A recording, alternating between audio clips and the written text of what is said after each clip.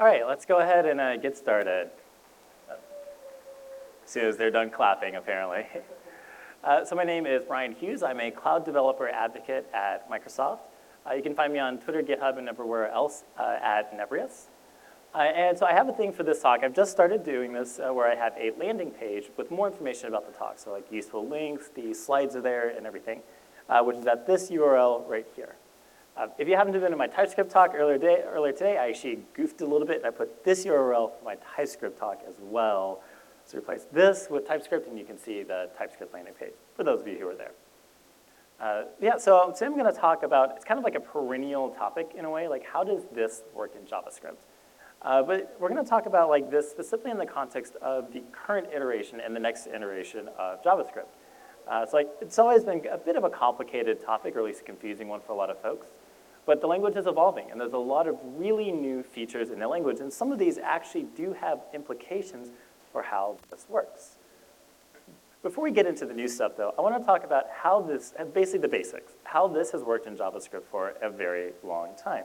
So like everything we're about to see in this first section is actually ES5 compatible code. So going back to IE 9, thereabouts. So first, I want to talk about just a straight up function declaration. So we create a function like this, we call function my function, and then we call the function. So nothing very special, but we have this pointer. For the record, I'm going to say this pointer a lot. I've been trying to train myself out of it, but I'm a C++ developer where this is actually a pointer, not really a pointer in JavaScript. But this keyword in JavaScript always exists anywhere. You can reference it in any code, anywhere. Not just inside of a class, which is something that might be a little surprising to folks. So in this case, we're going to call a function just a regular old function declaration. We're going to take a look at this keyword. And we can see, in fact, that this is set equal to global. For the record, this is all Node.js code. If you're running in the browser, replace global with window. But other than that, it is the exact same thing in both the browser and Node.js. So we see that in a just straight up normal function call, this is set equal to global or window. So first data point to keep in mind. So the next one is, let's go with a little bit more complicated example. So now we have an object, and inside of this object, we have a property on this object that is itself a function. So we're going to call this function by going myObject.myFunction right here. We're going to take a look at this keyword again, and this time we're going to compare it to myObject, this variable that's enclosing it. And we see that this is indeed set equal to myObject, which is kind of intuitively what we would expect. We sort of intuitively expect that this is going to reference the object that a function is associated with, except in cases where it's not associated with an object in which it equals global. So like this is what we're seeing. This is all kind of what we would expect. The next example though, is a little bit more complicated. Instead of calling the function, we have the exact same object again, like these first 5 lines of code are identical to the previous slide, but now the way we call it's a little bit different. Instead of calling myObject.myFunction directly, we're going to assign myObject.myFunction to a variable, and then we're going to call that variable.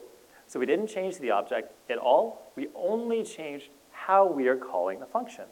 And now we notice that this keyword has changed. It's actually not the same as it was on the previous slide. And so this is, if you're coming from other languages such as C# or C++ or Java, this is really unexpected. And you're like, whoa, something's weird is going on.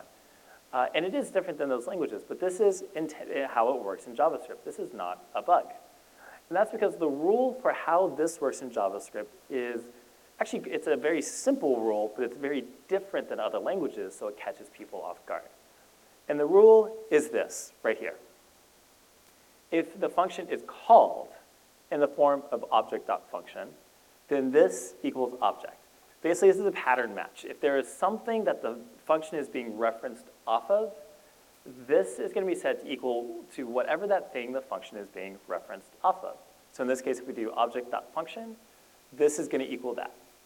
It has nothing to do with where the function is defined. It has everything to do with how it's called. Now, if it's not called in the form of object.function, or object square bracket, function, then it's going to be set to either global or undefined. So in the previous examples, we were seeing global, or a window. There's a bit of a caveat to this. If you're running in strict mode, it's not going to be set to global, it will be set to undefined. If you're not running in strict mode, it'll be set to global. But this is the rule on how the this keyword works in JavaScript. This is like the fundamental rule, and it applies universally. And that's actually all there is to it. That's the basic rule right there. But you notice this is utterly different than C# or Java. It has nothing to do with where the function was defined. Like you can define it inside of a function all you want, and it's not going to matter. To see this in action, let's take a look at a little bit more complicated example. So we still have var my object, and inside of this object we have a single property called my function, just like we had before. So that part's the same, but now we have a little bit more logic inside of it. So inside of this, first we're going to take what the this keyword equals here inside the function, but then we're going to do a set timeout. We're going to do a set timeout of 0, so it's going to be called basically on the next tick. But essentially this will run more or less immediately, and then we're going to take a look. So we call myObject.myFunction. We're back to that first way of calling it. So right here, we see that behavior we saw on the second slide, where this is equal to myObject. But then we do this set timeout, and we notice that the this keyword basically flips inside of the set timeout. The this inside of the set timeout is different than it was outside the set timeout. And so if we go back to the previous slide and we think about those rules of how this is set, we can actually figure out why this is. So here, this is straightforward. We're calling myObject.myFunction. So we're applying the rule. There's a something dot function. So we're going to set this equal to that something, which is myObject. So that's why this pointer on this line right here, this third line, is set equal to myObject. Now the thing about set timeout, who is calling this function and how? Now set timeout is handled by the browser, so it's under the hood. But essentially, you can think of it as calling that function directly, not part of an object. So it's not referenced, this function is not being referenced as myObject.function when it's called. It's not something.myFunction. It's just calling the function. So if we go back to the rule on the previous slide, we say, oh, because it's not going something.function, we're just going to set it equal to global. And so following those rules, we can see why this here is indeed set to global, or once again, window if we are in the browser. So following these rules, we can pick up pretty directly, in a pretty straightforward way what it equals to. But this is annoying, right? Because we now have to deal with like, wait, which side of this set timeout are we on? Because of this is one thing over here, and it's a different thing over here. So that is kind of a pain to deal with. What if we need to access this inside of our set timeout? Or say the set timeout is a network call, or a file read, or something else asynchronous. How do we get this pointer, or this keyword passed along? Well, there's a couple of ways of doing it, and we'll explore some of the more, I guess, formal, or what some people would say correct ways. There's a few hacky ways that we used to do it. I'm not going to talk about those. Before we do that, I want to just mention one quick aside that I think is an important one to keep in mind, and that is the difference between a function expression and a function declaration. We're going to see these come up in later slides. I want to make sure that we're all on the same page. So in JavaScript, in ES5 specifically, there are actually two different ways of defining a function, not one. There's what's called a function expression and a function declaration. So a function declaration is what we see at the top. Too many buttons. So in this one, we can see function, my function declaration. There's no assignments, there's no semicolons. It's sitting there basically just like an if statement sits there, right? This is, and in fact, from a language theory perspective, this is called a statement or a declaration, hence the term function declaration. So it exists on its own. You can't, technically speaking, from a language theory perspective, put a function declaration inside of an expression. You cannot assign a function declaration to a variable. But JavaScript has two ways of declaring functions, and the next one is called a function expression, which we see right here. This is where we say var my function equals function parentheses square bracket. So these are actually different things. These are in different parts of the spec, if you actually dig into the ECMAScript specification. Even though they kind of look the same, they're different things. And most of the time they behave the same, but there are a couple of key things to be aware of. The biggest one has to do with variable hoisting. So how many people have heard of variable hoisting in JavaScript? All right, good. Most of you, because this is the thing that tends to trip people up a lot. So the concept of variable hoisting is that in JavaScript, at least in ES5 and older, we did not have block scoping. We only had function scoping, meaning you declare a variable somewhere in a function, it's available to that entire function. And it's called hoisting because it basically acts, whenever we do something like this, the JavaScript engine, like V8 or Chocolate or something like that, what it does under the hood is it acts like it actually splits this into two separate steps. In fact, there are two parsing phases to figure this out. The first is to say, oh, here's a variable declaration. I'm going to make a note of this and basically take that var keyword out, and I'm going to recreate at the very, very top var my function expression. But it only does that declaration of the variable, the var and then the name, nothing else. So that this equals part, it kind of just leaves here. So it's like var my function expression up here, and then my function expression equals function here. So, okay, that sounds like, all right, what's the difference here? Well, let's say we wanted to call my function expression instead of like way down here after it's been defined, but we want to call it up here at the top. So if we call the function declaration, we can call my function declaration at the very top. It works just fine. You'll call a function, it does what the function does. But with the function expression, this behaves differently because this is a variable now, and it gets split in two, which function declarations do not. So if we try to call my function expression up here, we're going to get an error that says undefined is not a function. So depending on if you use a function expression or a function declaration determines on whether or not your code will crash if you call it up here. So really important note to keep in mind. And this is why I recommend don't ever use function expressions. Always use function declarations, just because you get tripped up a little less. Now, back in the ES5 days, that wasn't really possible because you got to use function expressions for callbacks and things like that. But there's some new things. So just as an example again, function declaration right here works totally fine. Function expression hoisting, this crashes. Now, there is something else, a bit of syntax that most people aren't aware of in JavaScript, at least in my experience, called named function expressions. So this is syntactically valid JavaScript, in which we say var my function equals function my other function. So you notice how these names are different. That is completely valid syntax in JavaScript. Now there's a question of what is available where. As of ES5, and I do say ES5 intentionally, ES3 acted differently depending on the browser, but in ES5, this var my function is available to this entire file, but this my other function is only available inside of this function definition, but not outside. So if we try to call my function down here, that works because that's a variable defined up here. My other function is going to give us a reference error. It's going to give us an exception because my other function is only available inside of here. We can see when we call them, this works totally fine.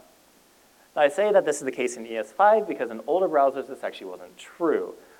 This behavior was not actually specified until ES5. It was left ambiguous in ES3, which led to one of my favorite bugs of all time in IE8 when I was working at a music streaming company. Short answer, New Relic was doing some modification. They didn't know, they actually messed this up. They got it backwards, and they ended up clobbering some global variables that broke our app. That was fun. But this is something to be aware that that's a thing that can be done, just weirder parts of JavaScript. All right, so that's how functions work. That's how this works.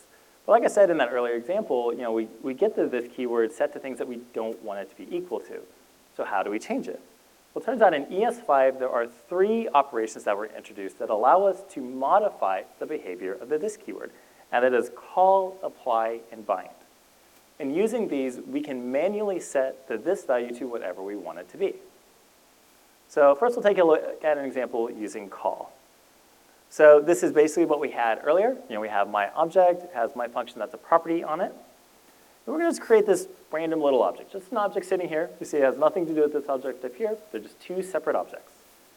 So now what we're going to do is my object.myFunction, we're referencing this up here. And then instead of calling it directly, we're actually going to do myFunction.call.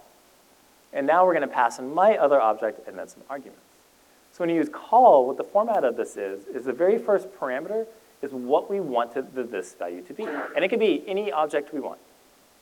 And then after that, we have the normal function parameters. So we can see when we call this up here, we still get A is set to hello, B is set to world, so it still behaves that same way. But this is set equal to my other object because we overrode the way the JavaScript engine calculates this by default, and we supplied our own instead. Apply looks almost identical to call. The syntax is just a little bit different. Here, instead of having all the arguments as like a second and third parameter, we have an array with all the arguments. Other than that, it acts exactly as call. Now this is actually really handy though, because this doesn't have to be an array in the strictest of sense. You can actually pass the arguments keyword here. So this is really handy. If you're ever calling a function and that function needs to call something else, just pass all the arguments along. Especially this tends to come up a lot if you're doing like instrumentation, you want to hook in for testing to see if something is called. You can essentially chain all of your calls together and just like pass those arguments along without having to know what they are.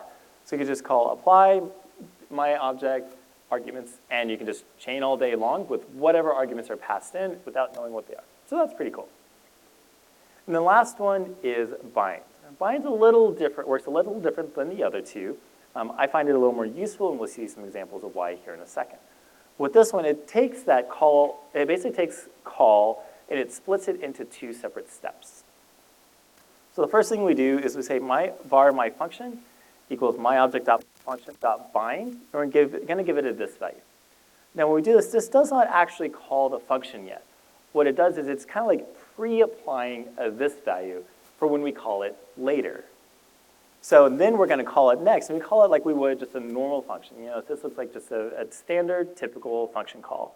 We're going to pass in those two parameters. So we get A set to hello, B set to world, like we saw with call and apply. And we see that the this is still set to my object, even though we split this into two steps. And so with these three methods, this gives us a lot of tools for controlling what the this pointer is to make it what we would expect it to be. So that's ES5. Let's save questions for the end. So that's ES5. And that's what we've had since about 2009. So basically all JavaScript that we're working with today is probably ES5 or at least ES5 based. But the language has been evolving a lot, starting in 2015. We've started adding a bunch of new features and we're continuing to add them. So let's kind of talk about some of those. Most of the things that we're going to see in the new editions came out in ES 2015, so they've been around for a while now, and you can reasonably expect them to be in all modern versions of the browser and Node. The first one is object shorthand notation. First thing you'll notice, I have now switched to using const instead of var, because that's a new feature inside of JavaScript. So const and its equivalent let allows us to create variables that are now block scoped. So and the block scoped variable is not hoisted. Like all that hoisting, function scope stuff I talked about earlier does not apply to const and let. If I try to access my object up here above this, it actually will give me a reference error. So const and let are not hoisted. Now inside of it, we see my function. This is a property again, but we've cut out some characters. We have my function, parentheses, parentheses, curly brace. So there's no colon in here, there's no function keyword. But this is called object shorthand notation because that's all it is shorthand. It's just a little bit of syntactic sugar. Aside from the fact that it's shorter in characters, this behaves identical to my function, colon, space, function, parentheses, parentheses. And we can see that whenever we call it myObject.myFunction, we can see that this is set to my object. When we alias it, we can now see it's actually set back to global. So it behaves exactly the same. It just looks a little bit nicer. The next one is arrow functions. So this is a pretty major addition to the language for a lot of nuanced reasons. At the surface, it kind of just looks like a different way of writing functions that has fewer characters. So it looks like a function expression, and it behaves a lot like a function expression, at least on the surface.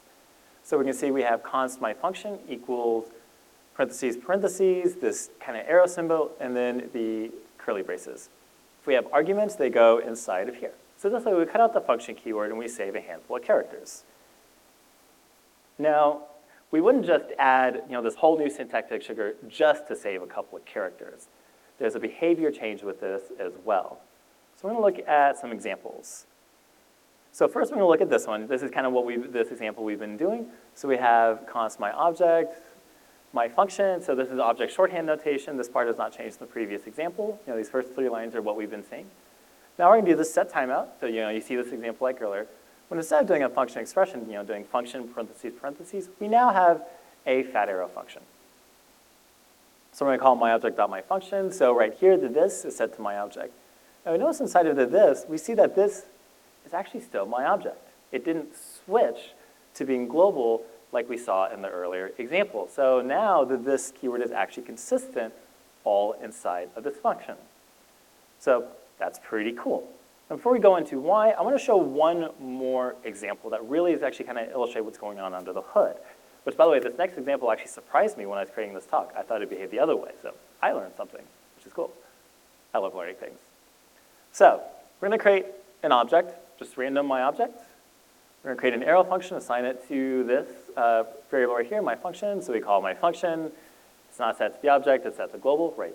Just like a function expression. Now we're going to do a call with my object. We're going to force this pointer on this. And yet, that was ignored. We can see that calling my function.call, this works. It's not going to throw an exception, but it just doesn't do anything. It actually does nothing. This is completely ignored, and this is still set equal to global.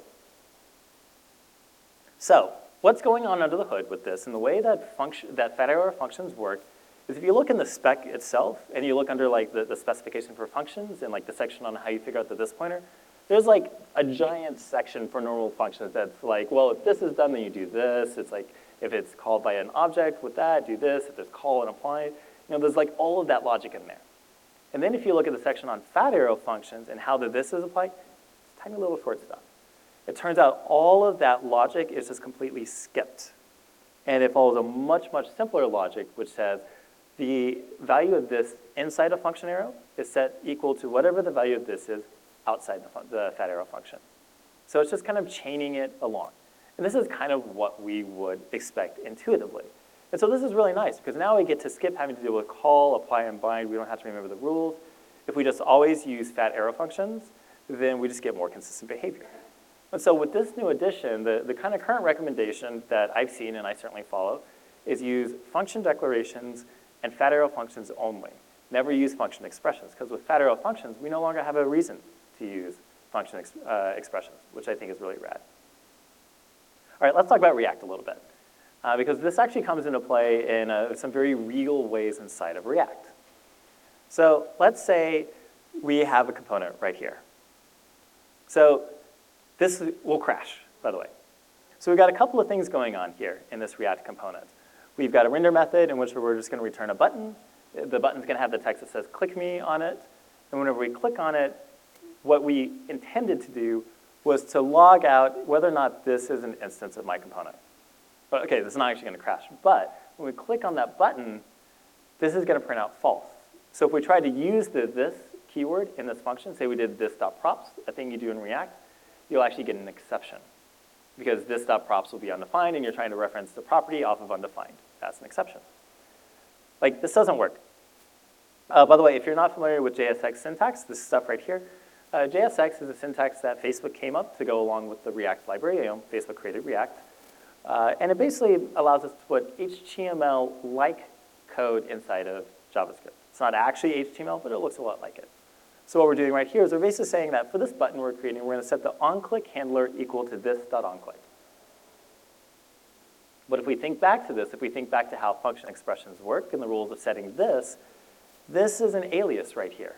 So we're taking the this.onClick, we're assigning it essentially to this variable right here. And so whenever React calls this, this is no longer there. So it can't set the this value equal to this object, which is why the this value up here is incorrect. So, well, we could do this. We could switch from using a function expression to a fat arrow function. So you can see we literally just took this.onClick and we wrapped it in a fat arrow function. And this will work. So when we come in here, we'll now see that this is set to this component that we have our onClick handler in. So this works. We now get the behavior we expected. Now, this is still not ideal. And if you worked with React before, you might see the issue, but it's pretty subtle. So the way React works is whenever any data changes in the system, it re-renders the entire UI. Like, there's no concept of like partial updates or anything that like Backbone, Angular, and everyone else did. It's like, if something changed, redo the whole thing. Now, if it just did that in a dumb manner, that would be very, very slow. So React does a lot of really smart things under the hood, specifically using what it calls the virtual DOM. So it has an in-memory representation that it goes and updates. In-memory is super fast. And then it looks to see what's changed, and it only updates what has changed in the DOM, which is slow. So that's how it kind of keeps from being performance intensive. But the thing is, it has to check and see what has changed. So it's looking and it's doing all these comparisons on all these properties. It's like, hey, did you change? Did you change? Did you change? So the thing about this code, because this function exists right here, it's going to create a new instance of this function. Basically, it's going to recreate this function every time render is changed. So from React's point of view, this onClick handler changes every single time it gets rendered. So it's actually breaking React's like diffing algorithm. So even though we know that this didn't change intuitively, React doesn't know that. So it's actually going to do a really expensive re-render and re-update the DOM and stuff like that. So we don't want to do this way. It works, but it's kind of slow. This is the way that is recommended by the React documentation. There's more stuff here, and this gets kind of annoying looking, but now we introduce a constructor. And inside of the constructor, we say this.onClick equals this.onClick.bind this. So we're going back to using bind. We're going to force this value on onClick to always be set to this component. And now we can set it right here, this.onClick. It's no longer in a function we're creating here. So React is going to see this, and we're going to come through this time and be like, oh, I've seen this function before. I know you didn't change. I can skip updating this component. So we get the behavior we want. In here, this is set to what we want it to be, to this component. And we don't have to deal with re-rendering components that have not changed. So it works. A little ugly, there's kind of some boilerplate and stuff like that, but it does everything we want it to do. Now, looking ahead, so everything I've showed you is syntactically valid ES2015. So it'll work in browsers that were, well, I'll say spec compliant in 2015, which actually happened in about 2016 in practice. But it's like, this is stuff that's been working in browsers for a while. Same thing with Node.js. Now, the spec is changing. We're getting new features in JavaScript at a very regular pace. And there's one specific thing, a new feature coming in the language that I'm really excited about that changes that last slide. And that is specifically called, it has to do with how we create properties on a class. So in ES 2017, which is the current published version of the specification, if you have a class and you want to have a property on that class, not a function, but just like standard old property like a string or a Boolean or something, this is how you have to do it. Currently, you're actually only allowed to create functions inside of a class, and only functions. There's reasons for that, historical. It actually was the right decision to make from a spec version, but that's a long, detailed, in the weeds conversation. Suffice to say, we don't have a way of defining properties. We can do a function here, but we can't say like foo:10 or something. So if we want to have a property value on a class, we have to set it inside the constructor. We do this assignment. So we were actually doing that in our React example when we did the bind. But we also do this if we want to have just a number, Boolean, whatever else. So now with this syntax, we create a new instance of the class. We can do console log myInstance.myProperty, and it works. But there's a change coming that's going to make this a lot easier. And specifically, that is called class field declarations. This is a new proposal in the spec. It is at stage 3, last time I checked. So if you're not familiar with how features get added to the language, they go through this proposal process. And each proposal goes through a series of stages, stage 0 through stage 4. Stage 0 basically means, hey, I've got this random idea. And then it starts to get more fleshed out. Eventually, you start getting implementations in browsers that are usually like experimental, behind flags and things like that. But you actually get people working on it. And so when you get to stage 3, that's actually pretty far along. At this point, this is most likely going to land as is. If there are any changes to it, they'll be very, very minor. And what this allows us to do is to create properties on classes without having to set it in the constructor. And it looks exactly like this. We just say, my property equals 10. So now this isn't in the constructor anymore. It's just in that class declaration. And other than that, it works exactly like that previous slide. This is, in fact, just syntactic sugar over the previous slide. However, there's a cool thing that they've done, a piece of syntactic sugar on top of syntactic sugar, and that has to do with arrow functions. So you can do a class field property that's assigned to an arrow function. And there's a little bit of magic around it in the spec that tweaks how this keyword is set. So if we look at this right here, const myInstance equals new class, we're going to create a new instance. We're going to alias it, the thing that in the past would always get it set equal to like global because we're no longer doing object.function. And we call it, we notice that this is still considered an instance of my class. If we do a fat arrow function, that's assigned to a class property, it will automatically inherit the this value of that object. So now with this syntax, we finally have class methods that behave the same way they do in C#, C++, and Java, which I think is really cool because this really is kind of the more intuitive way that this works. So if we go back to our React example, we can actually simplify that a lot. We go to this. We say onClick equals this fat arrow function now instead of a object shorthand notation. You know, if there's no constructor or anything, we say onClick equals this.onClick. Everything works. And this is optimized correctly for React. We don't get that, you know, false positive on a re-render. And it's significantly shorter without all that boilerplate in the constructor. So like, this is what I'm really excited about. Because like, I think we get all these features together. We're finally starting to get to this holy grail of this keyword behaving in the same way without having to jump through hoops to get it to work that way. And it's going to keep going on in the future, too. You know, JavaScript is a continually evolving language. You know, there's new proposals coming out all the time. So I'm really excited to see like, kind of where this goes in the future and how we can get even easier ways of working in JavaScript. Thank you.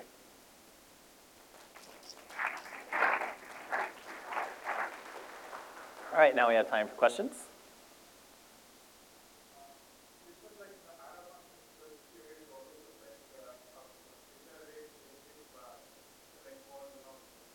I'm sorry, can you repeat that?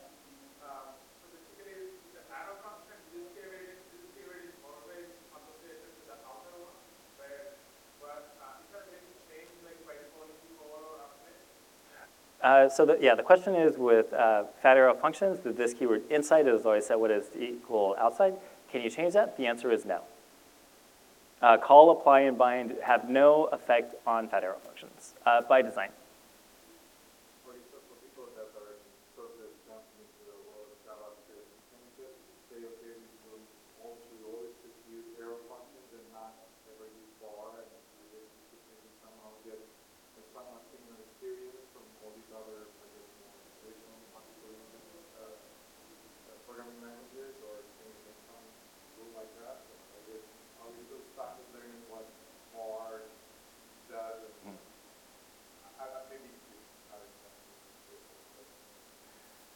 Yeah, so the question is, with all these new features coming in, like let and const and fat arrow functions, if you're just starting to learn the language, can you skip learning the old stuff and only learn this new stuff, or do you need to learn all of it?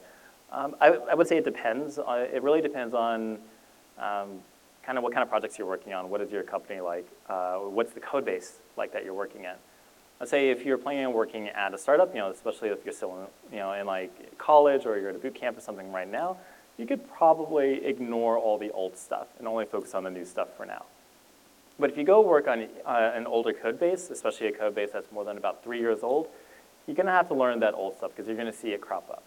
I would say if you're starting a new project, though, all of the modern linters, ESLint, TSLint for TypeScript, stuff like that, I believe they actually default to not allowing you to use the old stuff. So this is something I definitely recommend that you enforce by a linter, in which you can actually tell it that you cannot use the bar keyword.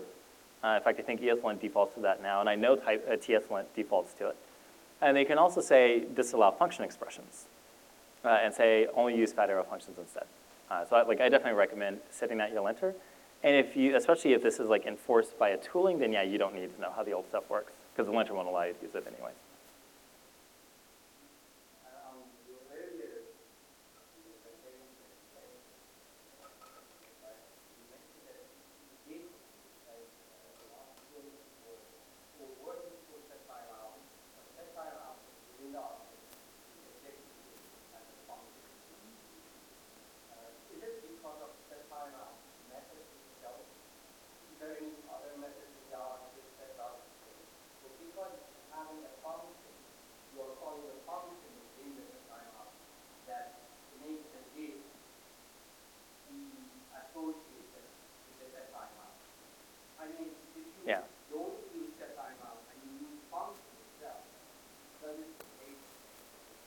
Yeah, so talking about this example here, and the question is, basically, is there anything unique about set timeout that affects this keyword, or is this common across all things? And the answer is, this has nothing to do with set timeout. If you just call the function directly, that function expression directly, you get the exact same behavior. You also get this exact same behavior if you're using, say, XML HTTP requests and all of its callbacks. The same thing if you're setting callbacks on event handlers. If you're in Node, the callbacks are like your file system rights. All of this is following the exact same rules, and they all behave in this way.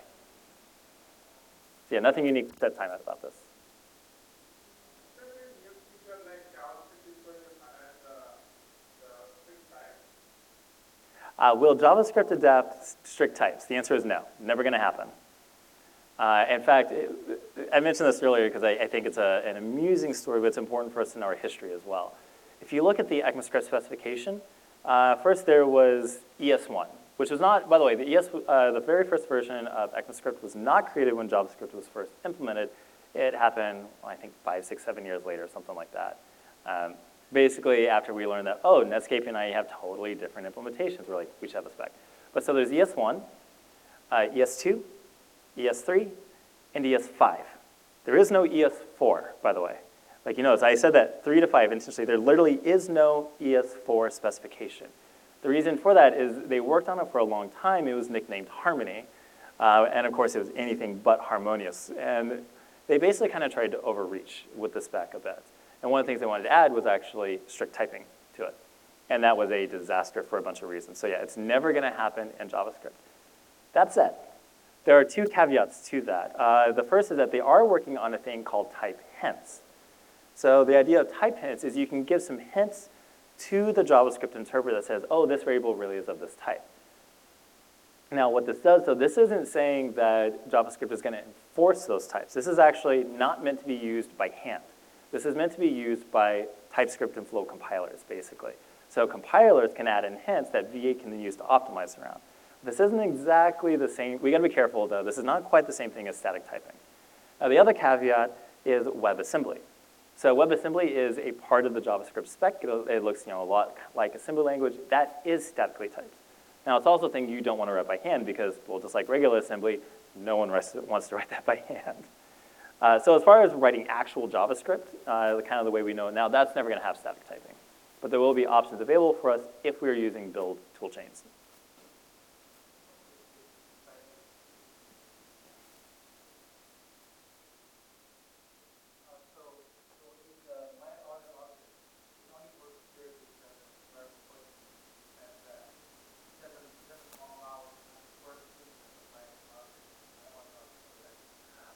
Actually, no, not in this case. It has nothing to do with variable hoisting.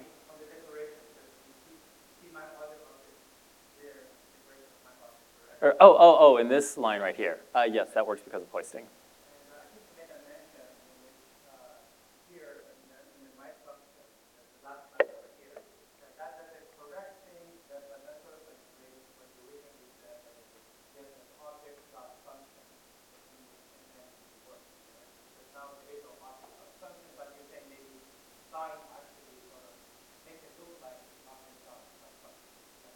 Yes, that is correct.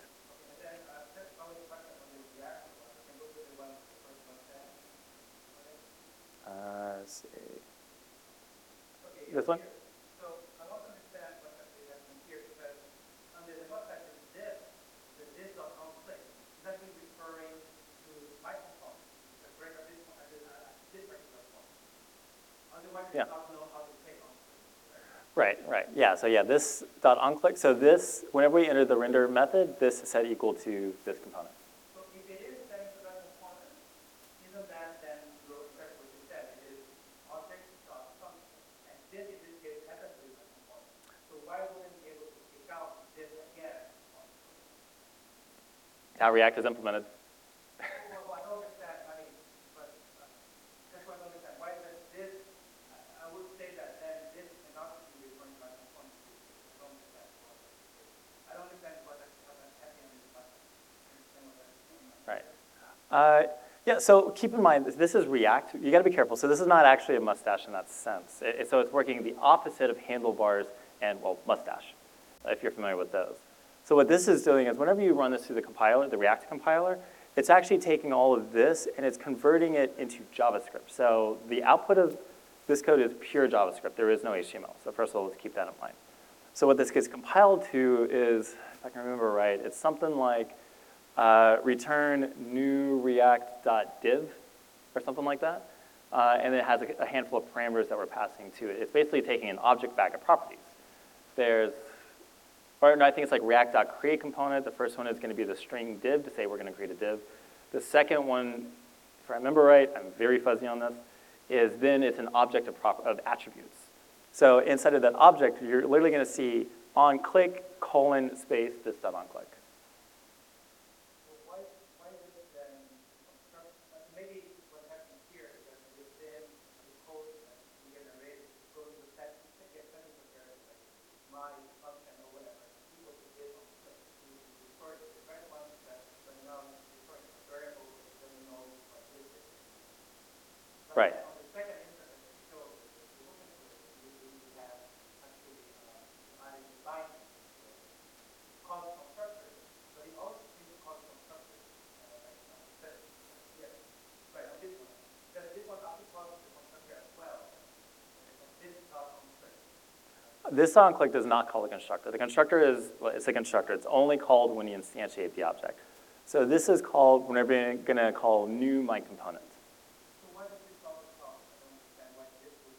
So you're binding it when you actually refer to component. Because This is code underneath there that also bound, because this is still can be referred to this on click, even though I don't understand why this is called. well, when you call .bind like this, it basically binds it forever. Like as long as this variable exists, it's going to be bound. Like it doesn't automatically unbind at any time. And the constructor is always called first. So really what we're doing is when we call this method right here, we're taking this property and we're overwriting it, right? So once we've overwritten it, that original function is gone. So that's why. Yes, sir, in purple. Which, love the shirt, by the way. Yours, yeah.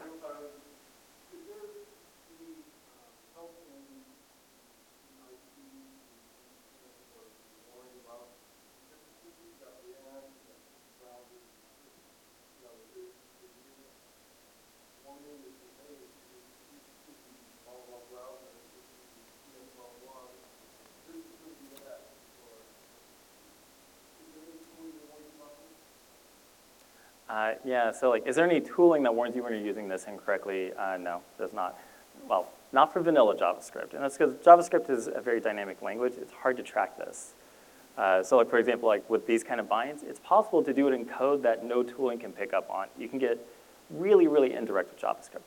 But if you use TypeScript, that's actually a different story because TypeScript has static typing. It actually can enforce this usage for you. So like if you really want good tooling to enforce proper this usage and just other kinds of like, this variable I have is what I think it is, use TypeScript.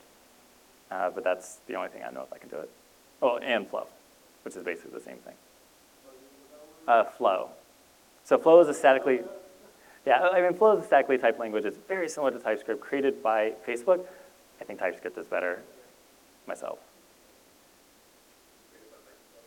Yep. Well, I actually have language theory reasons on why. I could talk about that later if you really want.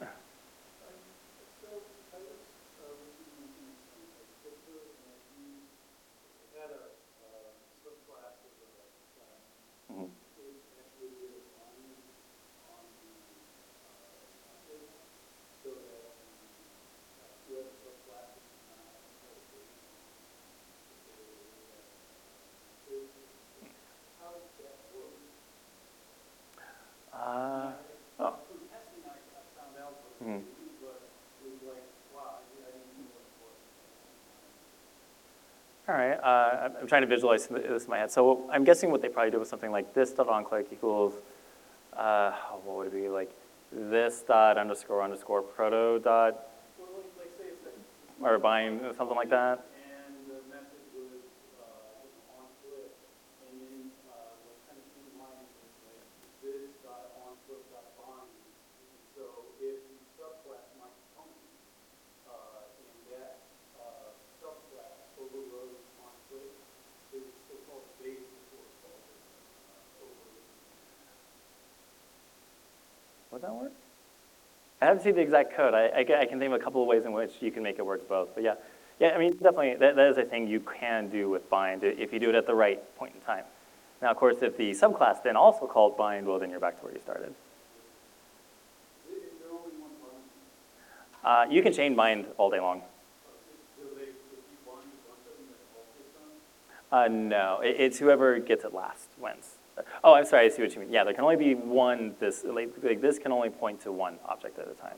So it's whoever called bind last is whoever wins and gets it.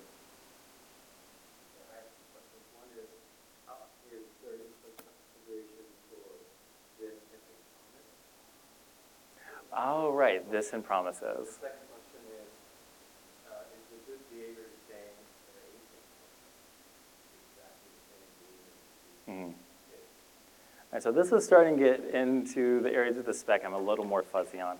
My understanding is that promises don't do anything unique with this. But take that with a grain of salt and verify it afterwards, because I'm not 100% on that. But I'm pretty certain that promises don't affect it. Async await. So, I mean, that's a really interesting one as well, actually. You'd have to look at, like most of the time we're using async await, we're going through a transpiler right now. So I have to dig under the hood, see how the transpiler is working, and then there's a question of, is the transpiler actually spec compliant? Usually they're not 100% spec compliant. So that could be, actually, I kind of research that. I don't really know exactly. Yeah, I'd imagine there were probably some really weird edge cases with that, though. I feel like what was very helpful to me is to understand that that constructor is not there. Then this is that object that refers to a field inside of the class, a piece of information, the function inside the class. Whereas when you execute the this.onClick, you're assigning to the instance. So that's the additional work, and that's what actually allows you, as you refer to this.onClick much later, as associated with the instance. So it knows the instance. I don't know if you can explain that better. You're close. There's a couple of things to be careful of, though. And this is where using the class keyword, I think, is kind of confusing in JavaScript, in that a class is itself an instance. Right? So this is different than Java or C# or C++. Where a class, like in those languages, a class is basically a contract. It's a declaration. It's not a value. But in JavaScript, classes themselves are also values. So it's all just objects with a little bit of syntactic sugar on top of it. So whenever we instantiate an object, really what that is, this is where we have to go back to prototypal JavaScript, where we have a function, and then we do function.prototype.method equals. Like all this class syntax is still doing that under the hood. It's still just functions and function.prototype.foo equals function. Which is to say that, like when we think about that, this is all just properties on objects at the end of the day. So like that rule of how this works, like the class syntax makes it seem more complicated than it is. But it's still just following the standard rule because it's just objects that are bags of properties at the end of the day. Two instances. One refers to the prototypical instance, the other refers to the instance. And that is why it works. I would say just forget about the class. Kind of pretend it doesn't exist. Because like, yeah, that's a value, that's an object we can talk about. It's kind of academic though. Really, at the end of the day, we only have instances. It explains why you can't access here. Because it refers to the prototypical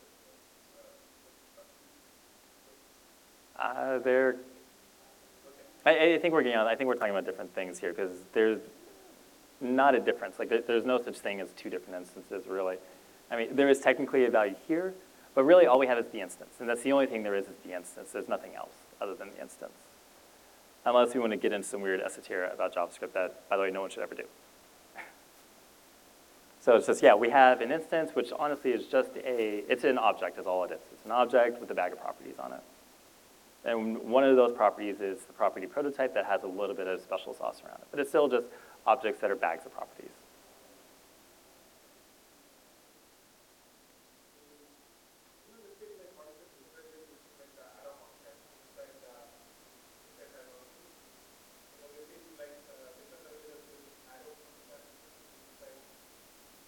In this example, or no?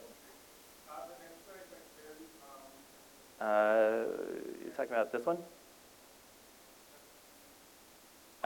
This is the last slide. You think?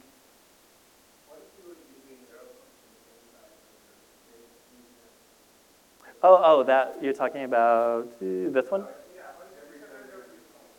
What is the, Disadvantage, you said like it's not good to use this. right, it's slow. Yeah, it kind of breaks the React render algorithm a little bit. So when React renders, what it does is it re-renders the entire scene. So it's going to call, you have your root component, and that component has components, those components have components. You have a tree of components. So when you call render, you start at the very, very top that calls render, and then that calls render. So you call every single component's render method in your entire tree.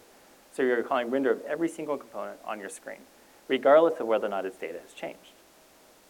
You always do that. That's the way React works. Now, that'd be very slow if it actually re-rendered the entire thing to the screen every time. You'd actually probably see it flicker and stuff too. So what React does under the hood is it creates, there's basically two copies of that component tree. You have an in-memory representation that's very, very fast, and it doesn't do any UI work at all. And then that is coupled with the actual DOM. And then there's some logic that will basically, it will re-render the whole thing. It'll see what has changed, and it creates basically a diff. It's almost like a git patch that it then applies to the actual DOM. So it only updates what's actually changed. Now the thing is, that means there has to be a diffing algorithm. React has to figure out what has changed and what has stayed the same. And so this includes, by the way, on-click handlers. This does it for any attribute on there. So in this case, what we're doing is, whenever we render this, it's going to return it. React is going to look and say, like, hey, I have this old copy, and here's this new copy. Is there any difference between these copies as far as contents? So it's going to do a comparison on all of those attributes and all the properties inside that component.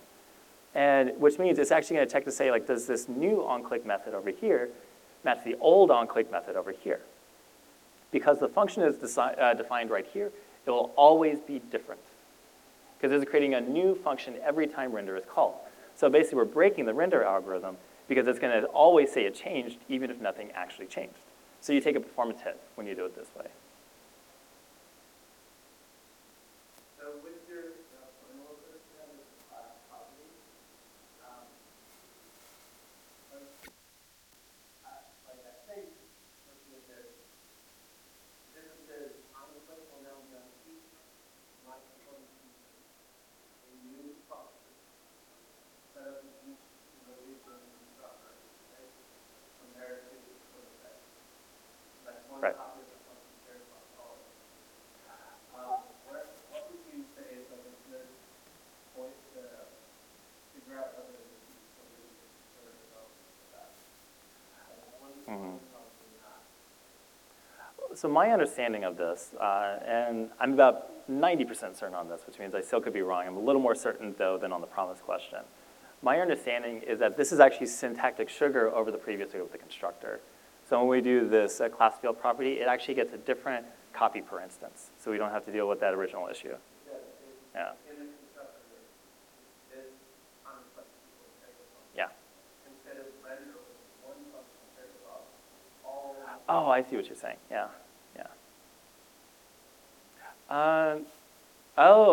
I see what you're asking now. Okay, I gotcha.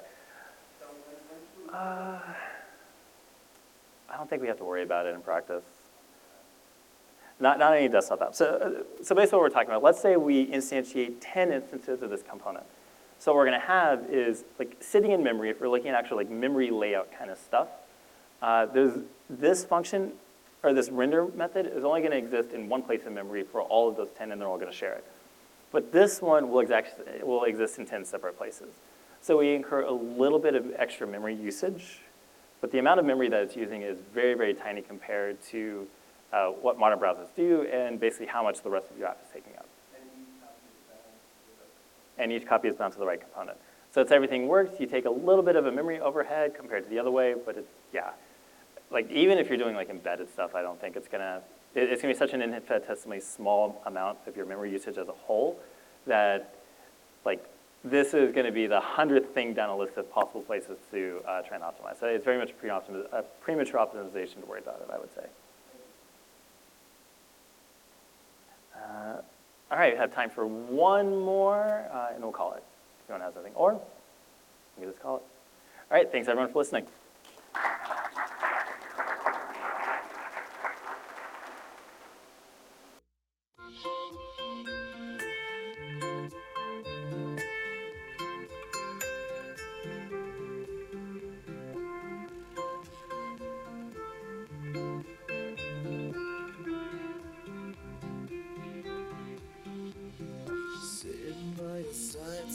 gliding in the night, watching how the tide comes in. Dreaming of a boat setting sail all alone, heading for a paradise. Found my better me in the small things you see. Remember when they seem so close. Promise to hold on if the waves getting strong, but we change our course with the wind. Found my better me in the small things you see, discovering our home again. When the day fades away and there's nothing left to say, I'll read your thoughts out loud. In the golden hour, we break you like waves in the sea. And all the lies that drown in golden hours, and all our dreams feel so real. Good time, come over here.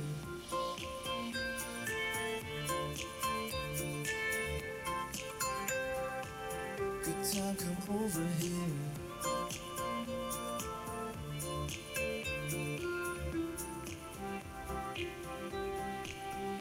In the golden hour, we break you like waves in the sea. And all the lies that drown in golden hours, and all our dreams feel so real. Good time, come over here.